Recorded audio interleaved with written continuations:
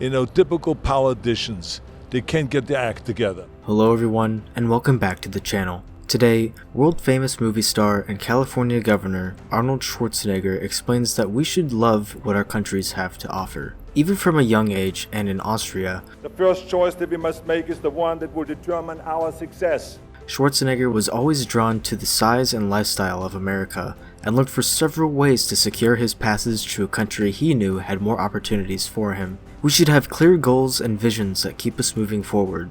Why shouldn't we hire legally people from other countries to come in here to the United States on a guest worker program and work? We need concrete ideas of what we want, no matter how small each one is. Schwarzenegger had a goal that led him to America, which opened up all the other avenues he would take in the future, such as becoming a movie star. Have those pictures put all over the wall like I did when I was a kid. Schwarzenegger found something he firmly believed in and gave everything he could to achieve each of his goals one step at a time. Because now what you're basically saying is that if my plan doesn't work,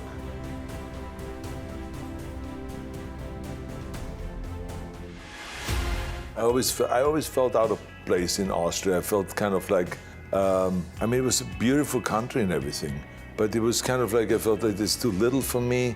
I was much more attracted to America. I felt that, at a very early age, so it was almost kind of like, it was one of those weird things, maybe I'm the child of some American soldier of some sort. There was something going on, that somehow I belonged to America. And so I don't know why, but that's just the way it was. And so I had this urge of coming to America, so I just couldn't figure out how. And so that's why I think I started with bodybuilding also, because it was a very American sport. And I felt like, well, if I really do well in bodybuilding, and if I could become like one of those guys, like Steve Reeves or Reg Park, then I will be eventually invited to come to America and compete over there, or whatever, the movies, whatever. I had my own little fantasy. So there was always ways that I had to figure out, how can I get to America? Well, bodybuilding eventually was the way, the ticket to America. The most important thing is that you have a vision, that you have a goal. Because without that vision and without that goal, again, you're drifting around and you're never gonna end up anywhere. People don't become successful just by accident.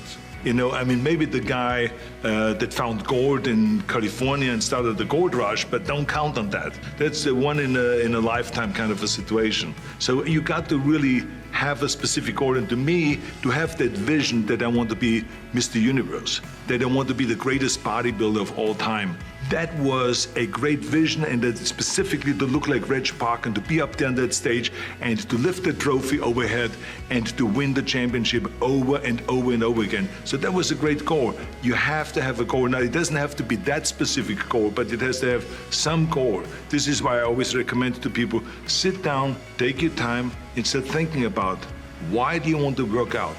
I just had that feeling. I always felt that, when I saw pictures, for instance, of America, the Empire State Building, the Golden Gate Bridge, and Hollywood, and all of those things. I said, one day I'm going to be over there, and I'm going to be in movies. It was not kind of like maybe. I saw it very clearly. I was doing a bunch of different sports, but I saw right away when I joined that club, I was lifting weights, that within a short period of time, my strength doubled. So I was just a talent in that, and so the question was now, how can I use that like other bodybuilding champions and get into movies, Hercules movies or whatever, where I could use my body, and that's what led me then to America. We have so many of those people that say no, and you can't do it, it's impossible.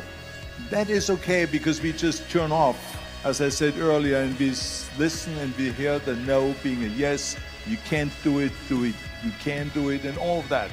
So that is possible to do that amongst all the negative people around you. But when you start doubting yourself, that's very dangerous. Because now what you're basically saying is that if my plan doesn't work, I have a fallback plan, I have a plan B.